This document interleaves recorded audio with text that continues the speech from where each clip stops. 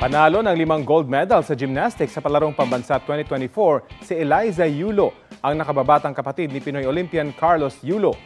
Nakuha ni Eliza ang mga ginto sa individual all-around, uneven bars, balance beam, floor exercise at maging sa team championship.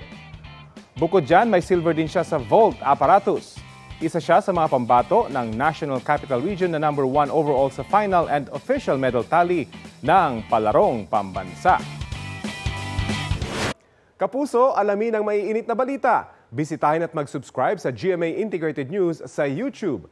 Sa mga kapuso abroad, samahan nyo kami sa GMA Pinoy TV at sa www.gmanews.tv.